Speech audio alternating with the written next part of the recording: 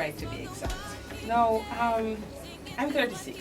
Guess what? I just became 36. And I want to go back to a time when I was. A lot of persons may be offended when somebody tells them that they're a walking dead. But the truth is, that's exactly what I was. When I read the scriptures, and the scriptures tell us that, boy, God said, Adam, if you eat of this fruit, you shall surely die. The day you eat, you shall surely die. Adam lived 900 years after that. Like, really? Where did he die?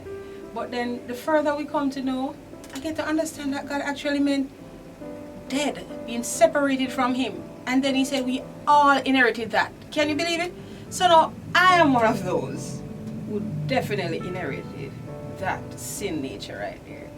And so growing up, I was mean.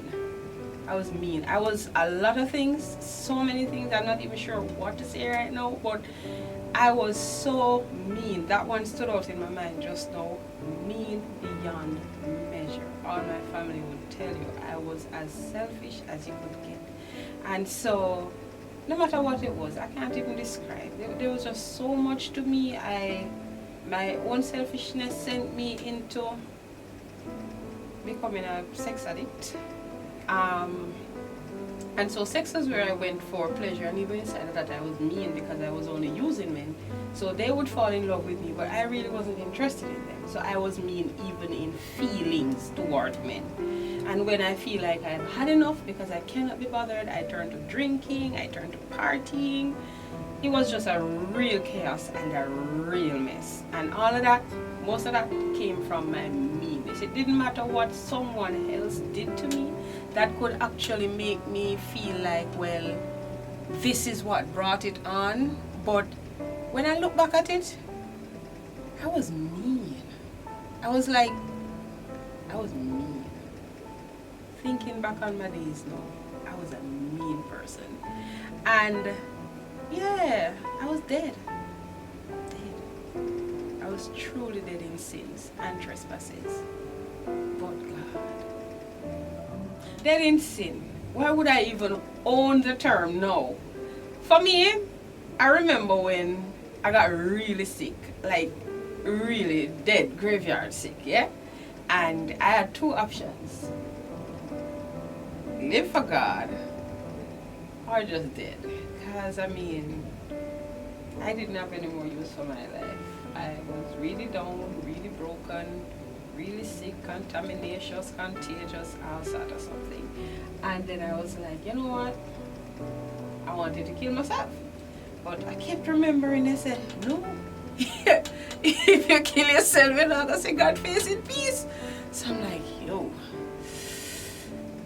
I ain't got no more use for my life. So then my sister invited me to church.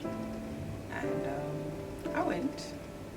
Kind of iffy because when I was fine and they invited me, I wouldn't go because I got a carnival to go, I got here to go, I got there to go, as I didn't want to go. So now with shamefacedness, I said, alright, I'm going to go. But if the Lord will just forgive me, even if I never have any friends in the world, any friends in the church, anything whatsoever, if I could just experience forgiveness, I'll be fine. And that was where my heart was. And I remember going to church. As a matter of fact, this may sound funny, but I stepped in that church at a Bible study on the 6th of the 6th of the 6th.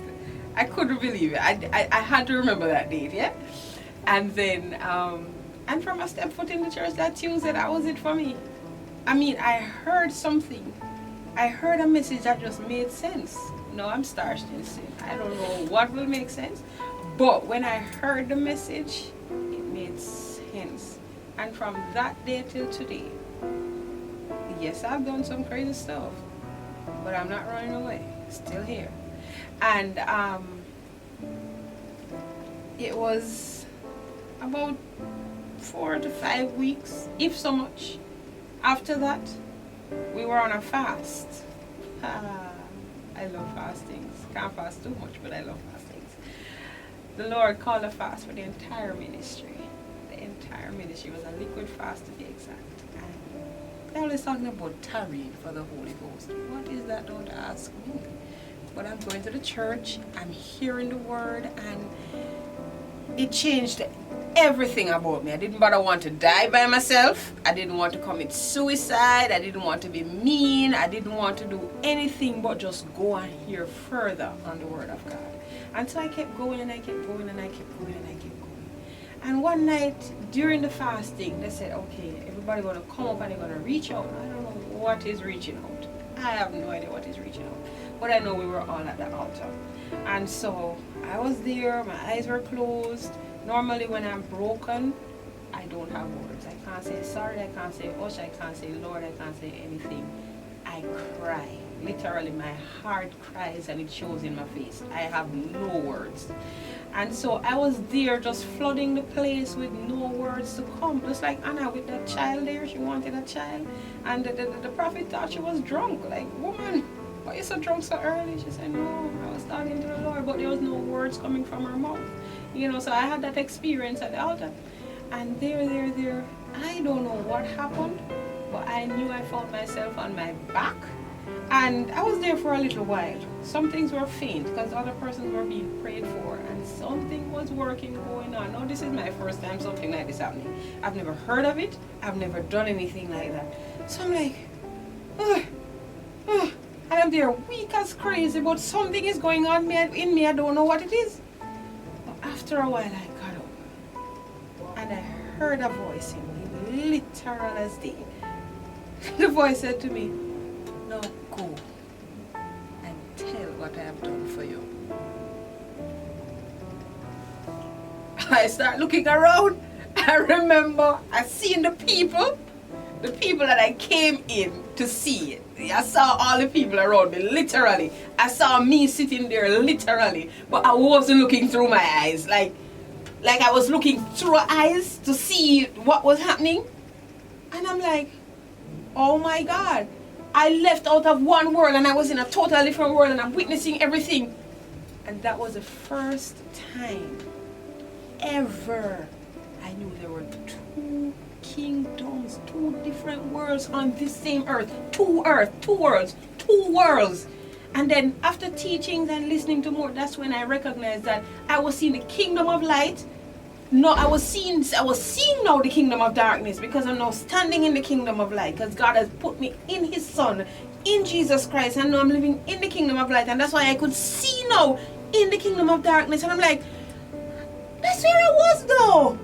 I wouldn't have known. So it is since I actually been birthed into the kingdom of light that I could actually see that there was a kingdom of darkness. And that's how I could even identify that, yeah, I was definitely walking dead. Because everything over there is death, and I was fully over there, like no effort, fully over there. And I'm like, oh my gosh. So it's amazing. It is amazing, and I thank God for this recording because it is bringing back a lot of memories, and it helps. You know, you have to encourage yourself. This is the way we encourage ourselves. Think on the goodness of the Lord. Think of where you brought us from. You know, and wow. Yeah, so hey, for me that's it. So yeah, I can identify I was a full walking dead, but I tell you, but God. Whoa.